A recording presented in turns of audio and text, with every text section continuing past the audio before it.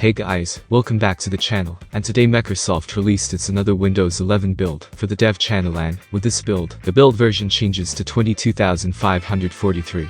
With this build, Microsoft has managed to fix the notification area duplicate options and misaligned contents, which was seen in the previous build. Talking about the changes, Microsoft introduced more natural voices for the narrator. Narrator will announce that more natural voices, Jenny and Arya, are available when it first launches.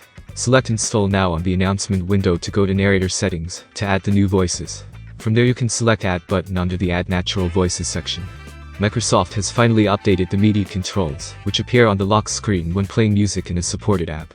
The Midi controls will always use the dark theme to complement the rest of the lock screen visual style. Microsoft beginning to roll this change out, so it isn't available to all insiders. Next thing is that Microsoft has updated the experience of resizing app windows in Snap layouts by overlaying the relevant app icon on top of the acrylic background.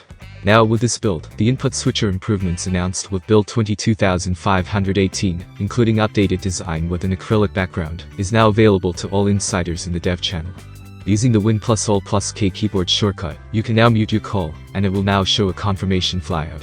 Microsoft also updated the design of system storage disks and volume and storage spaces in settings to align with the overall design of settings in Windows 11.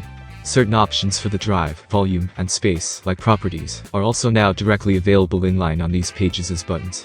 Now, when doing a full build upgrade, you'll notice that the progress ring animation has been updated, aligning with the updated boot screen animation, which will look like this. So, that was all new changes so far for this build. Talking about the fixes, the list is big, but the important fixes are few. The context menu in File Explorer now shows a Ctrl+Shift+C keyboard shortcut next to copy as path. Microsoft has also updated the flyout for the hardware indicators for volume, which will now show the level. If you want to know more about the build, check out the official Microsoft's blog from the link given in the description. So, that was it. Hope it was useful. Consider like for the video, subscribe to the channel, and if you have any questions, just comment down below. Thanks for watching, and have a great day ahead.